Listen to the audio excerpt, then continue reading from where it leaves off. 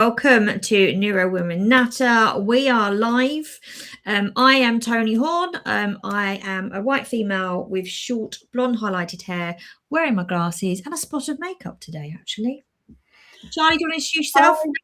I'm Charlie Hart, also known as Awesome Charlie, and I am also, I was going to say a 40-something, but I'm not actually, I'm 50. And I'm also a blonde though, and I have a rainbow mural behind me. Love that. And welcome to episode 18. Episode 18, can you believe it? I know, we've been doing this for 18 months on the trot. And it feels like yesterday that we started it, but I still enjoy it. I still love it. Yeah, me too. Which is really good. And today, because it's March, we wanted to acknowledge Neurodiversity Celebration Week, which lands in March. And it's about Neurodiversity Celebration Week is about recognizing strengths and the diversity of the neurodivergent mind, right? But what we wanted to do today is slightly more honest conversation, because while celebration is important, many neurodivergent people are also navigating real challenges in every day as well. So we're going to be kind of looking at the superpower narrative that we hear so much of. And Charlie, I'm going to come to you in a minute.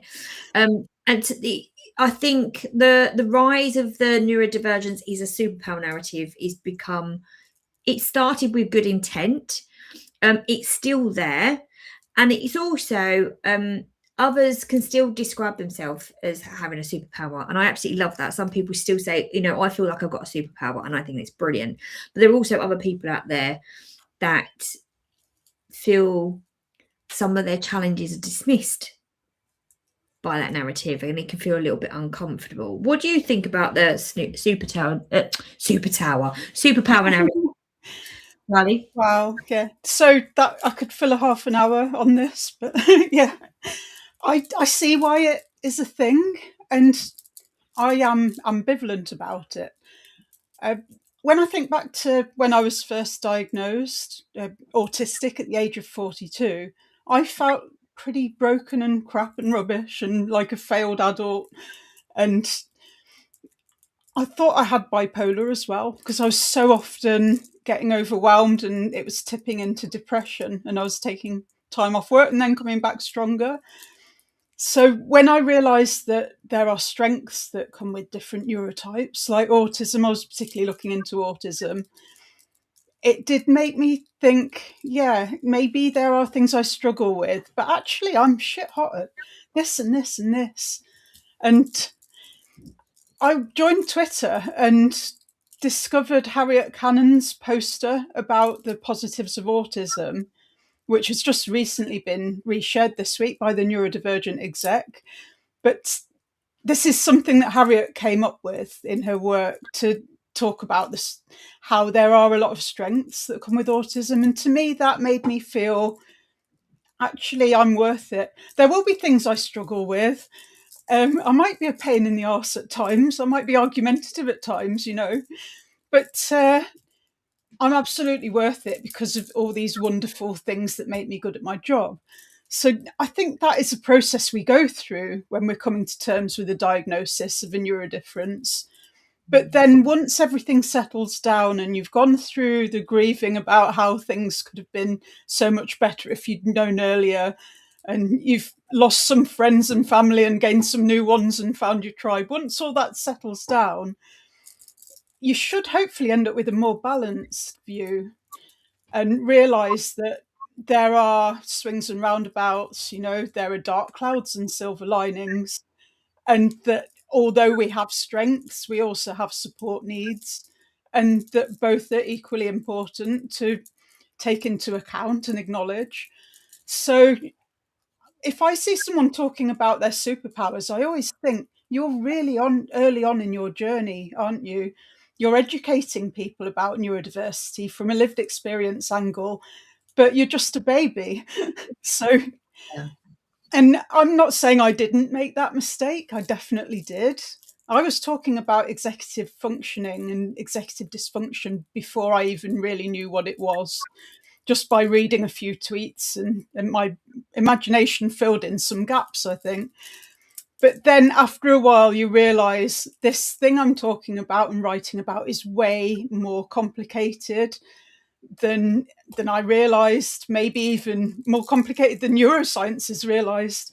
And I need to do some more research and some more digging before I can speak with any authority about this. And I see people talk about superpowers and think you're not there yet.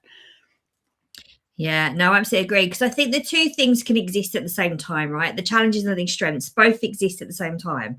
Yeah. But, when we look, particularly looking at executive functioning, one of the things, for example, someone might be incredibly creative and have like that big picture thinking, but at the same time, they might be battling with things like time blindness, overwhelm, needing 3 times the energy just to get through a normal working day.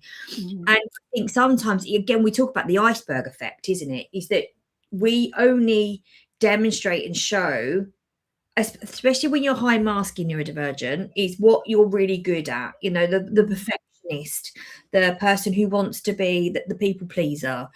But then again, we're hiding everything that's going on underneath that iceberg that is taking its toll and it's melting away slowly. And I was doing a talk about the the identification of what being autistic looks like, and my question was, what does it look like to you?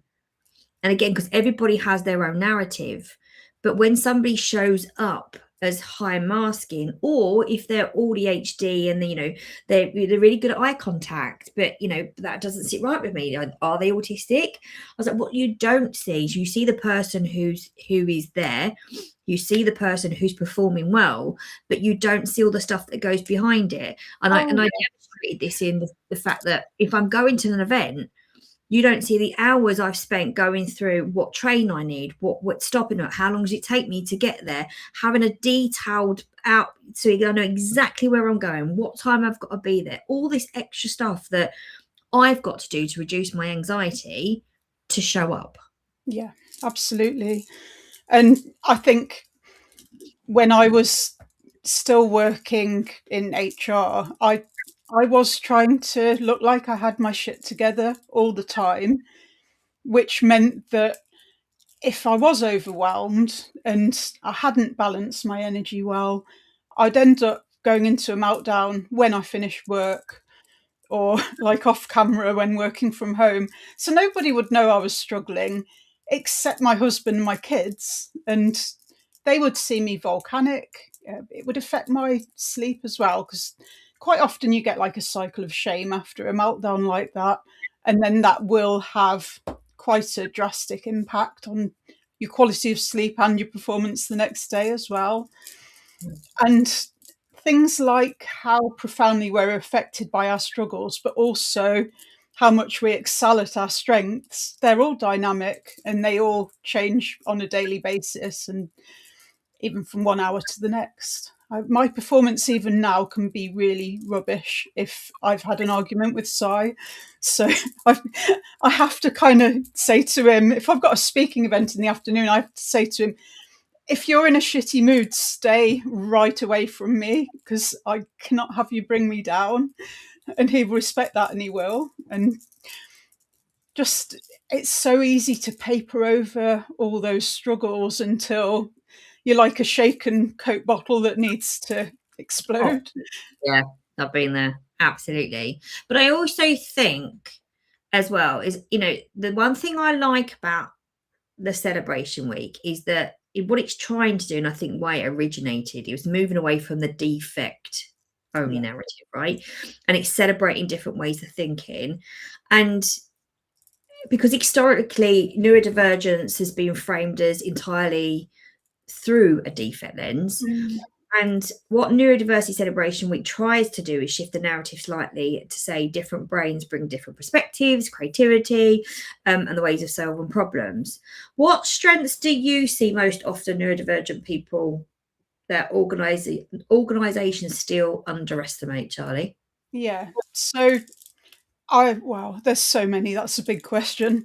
But if I start by looking at my own, so I know I'm meticulous in my attention to detail. I know I'm good at solving problems. So I'll investigate the underlying cause of a problem rather than just getting past an error message. I'm creative with how I display data so I can bring it to life. I'm creative with a lot of things, actually, but I only kind of realised that since stepping away from the stressful job in HR.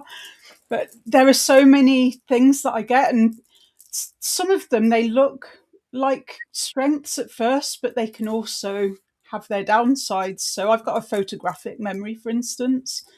I've got a really vivid audio visual autobiographical memory. So if someone said something shitty to me, I can not only picture them saying it and hear their exact tone of voice, Yeah. I can't actually get it out of my head.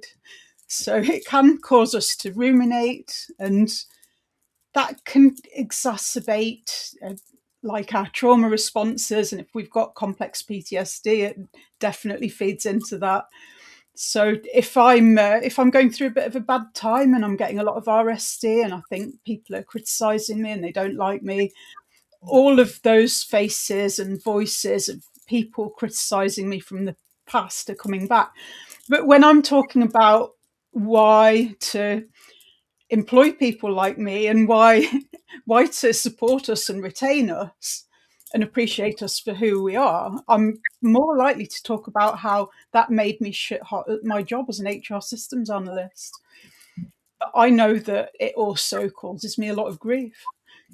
Yeah. And again, I think it's that point, isn't it? That strengths don't remove the need for support. Adjustments are not advantages. It's about inclusion, and it's about helping us to do our job at the same level as people that don't need that additional support. And I've said it before, even something like, speech to text. For me, that's a huge piece of software that saves me time. Yeah, and cognitive load. Yeah, Absolutely, cognitive load of having to, and the amount of times I used to overwork because I wanted to be seen as not different. I wanted to be on the same, I didn't want to be seen as, not capable. And again, the additional hours that went into doing more work, not even more work, is that I had to do it in a different way of kind of rewriting, going over, proofreading, whatever it may be. And actually, by that one simple adjustment, I didn't have to do more hours than I needed to do. So I wasn't on the verge of burnout. yeah. And I think that's another thing that workplaces need to look out for, is the people pleasers. Yeah, definitely. No, we've talked about this before, haven't we? But I think that the fact that you have developed these coping strategies and the routines and rituals that reassure you that you will deliver and be on time and that it will be great, those are strengths as well. It's just that they're framed with the pathology. I can't say that word.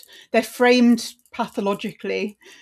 Like if we have a highly fixated interest, for instance, which is where expertise comes from, that's quite often framed as obsessive. Whereas autism advocates, they've more recently started using the term monotropism, which Fergus Murray's mum coined, I believe, Dinah Murray. So that's talking, it's almost like tunnel vision, but it is a gift. It does mean that we can get really engrossed in something and do excellent work and feel great. But then if we're pulled out of that by something urgent coming in, that can be incredibly dysregulating. So I just think that in order to benefit from our value in the workforce with all the strengths that we bring, and because we're human beings and every human being has innate value anyway, you have to be patient and supportive with things we find hard, and you have to care about our cognitive load and not let us get overwhelmed and burned out. Yeah, I did a post this morning on LinkedIn about meetings, because I remember sitting in large meetings and sometimes I'll be completely on point and like the answer will come to me straight away and I'll be like eager to go, well, why are we not trying this? But then other times I would have to go away and process the information, and then I'd be really gutted that there was no way of me going back into that room to present that because we've moved on.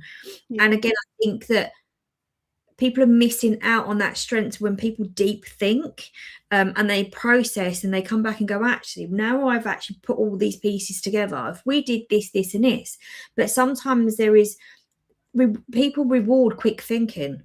Yeah, which you need sometimes. You So, do. like if you look at IT, you usually have an IT service desk in a larger organization where they're resolving things quickly. But then if there's something they can't resolve on the service desk, it usually goes to a resolver group. So someone with a role like mine, systems analyst for HR and payroll systems, they would then look at it and they'd have more time to think about it. They'd have time to talk to the supplier, to try different things, to have a go at fixing it in a test environment, that kind of thing. It's really important that we've got time to think and to process and to problem solve, because if we're quickly churning through a number of queries that as they come in, then we haven't got that time. But also many people wouldn't have the skills, and that's again a skill that you quite often get with autism and ADHD if it's something you're interested in. If I'm trying to analyze a query about a pension contribution, it's like computer says no, because it's completely boring and I just can't. But if it's about HR management information and employee engagement and all that stuff that I love, and diversity and inclusion, I will absolutely solve the problem or give you something creative and valuable. Yeah, I mean, I'm overloaded. Yesterday, and I've never done this before, may I add, I'm doing another new course. You know me, always doing something. Another string to your bow.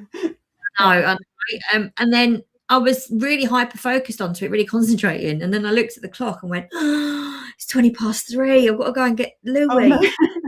Oh, and like this panic station, and I have never ever missed, not getting lucky enough. I got there, I sprinted, and I run like Phoebe from Friends, right? So it's I sprinted to the school to get him.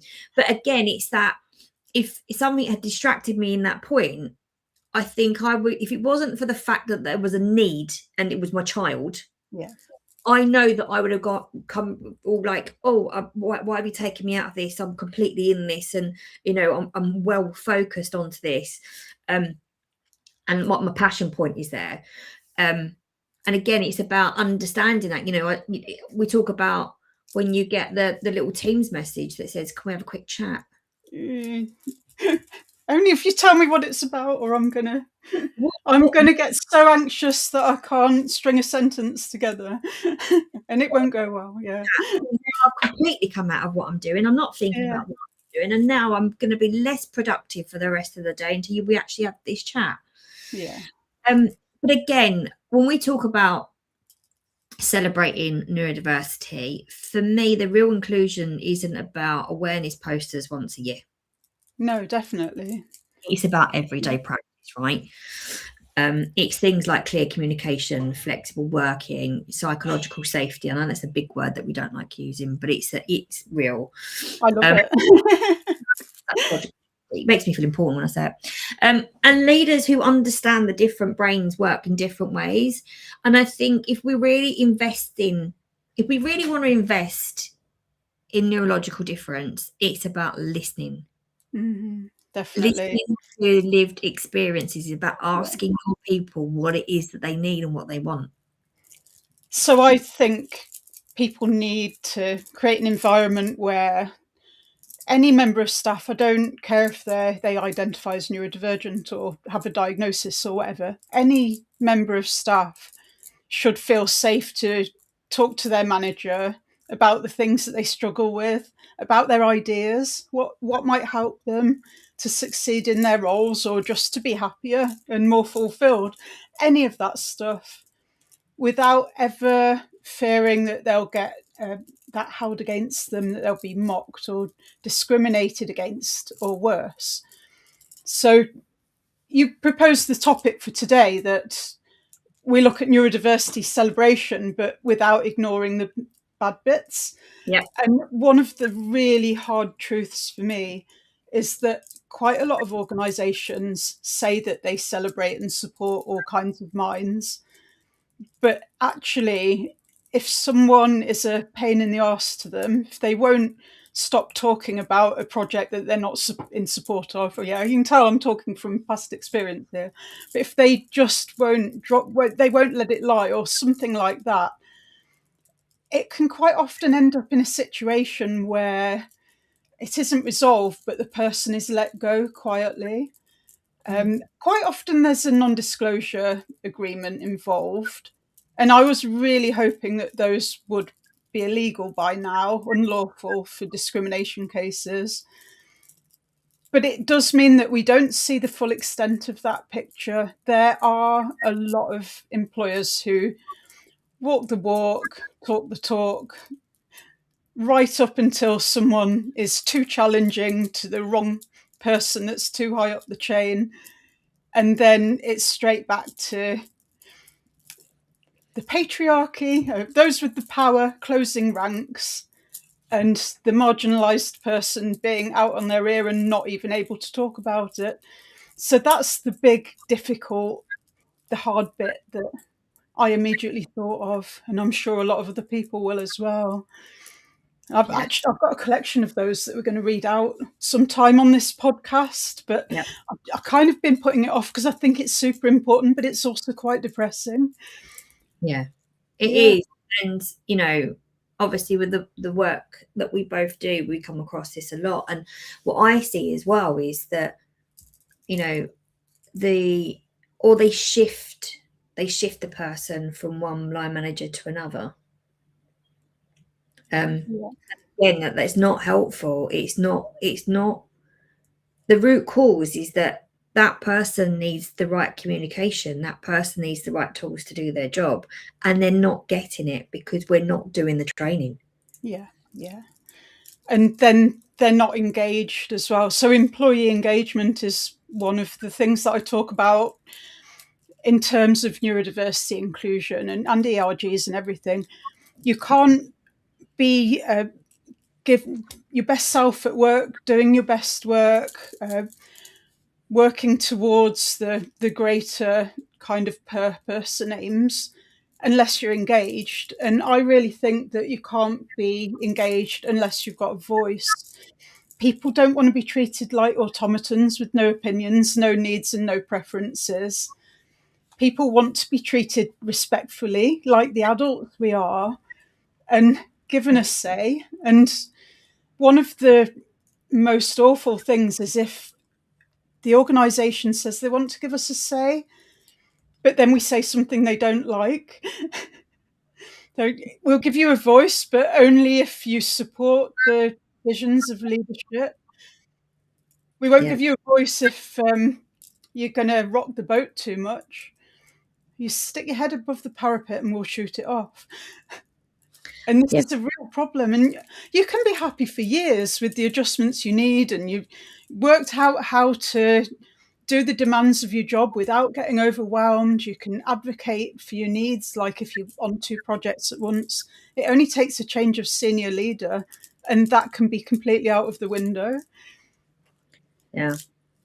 As a qualified wellbeing consultant as well, I went into an organisation and did a survey, and a lot of the survey come back to say, and I think it was like 26% said that they weren't comfortable revealing their diagnosis, their suspected diagnosis, and then when you dig a bit deeper into that, you know, a lot of them are saying, well, I just don't want to be a burden. Yeah, we don't like to other ourselves. We don't like to be a pain in the arse. So I quite often say, I think, by the time, say it's an environmental thing, like in my case, a noisy air conditioning invariably, but it might be sun in your eyes from a window. There's many things it could be in the sensory environment. By the time we actually say something, generally, we've already been dismissed a couple of times and we don't want to be a pain. So by the time we say something, we're really, really uncomfortable. And we spend a lot of our working lives accommodating other people because we don't want to piss people off and we don't want to be a pain. Yeah. I talk about that. I'm doing a meeting tomorrow, actually, locally, about how to advocate for yourself as a neurodivergent person. And again, it's about advocating in the right way. It's about being assertive enough that it's polite, because being assertive is not about being rude. It's not about confidence. It's about, how do I advocate in the right way that I'm going to be listened to? And I think that's really important, because people just don't know where to start with that conversation. And again, I think when we look at Neurodiversity Celebration Week, maybe the goal isn't just celebration. It's celebrating the strengths that neurodivergent people bring, but also recognising that very real changes and making sure that the right support is in place as well. Absolutely. And also, I want, if anyone's listening to this, so if any of the neurodivergent people are listening to this, your experience is valid. And after today, like a celebration, or if it feels like a celebration or a survival, it's valid. Definitely. Yeah, and like those dark clouds and silver linings, if we're going through a really hard time, we won't see the silver linings. But if you're a Pollyanna neurodiversity advocate that thinks it's all unicorns farting rainbows, then it's dismissing the very real struggles of a lot of people. And actually, many of the people who are writing posts about their superpowers are multiply privileged. And although they will have difficulties due to their neurotypes, they've also got power, generally due to being affluent, white, quite often men, usually cisgender, heterosexual. So they don't really know what it's like to be in a position of less power and have the neurodivergent difficulties as well. So it's really important to take an intersectional lens and to take with a pinch of salt whatever any multi-millionaire rich white dudes might be saying about it. I get it. I completely get it. We've got some comments in the I completely forgot to show the chat. I did that last month as well. Oh, wonderful. Trying to get a divergent woman is incredibly difficult in the current market. My daughter gets interviewed, not the job. Which businesses do employ these young people? Job centres or only benefit offices? Obviously, that's a really open question. And I think what you need to do is research. It's about researching about, if you go on, you will find the real neuro-inclusive employers. I've come across quite a few in my time that are really, really, really invested in their neurodivergent employees, because they understand the value that their minds bring into their business. So do some research around the businesses that are, really good with supporting neurodivergent employees. And it also depends on what kind of line of work that they want to get into as well, right? So it's a really hard question. I'd recommend checking out Even Break as well. So I'll just put that up here.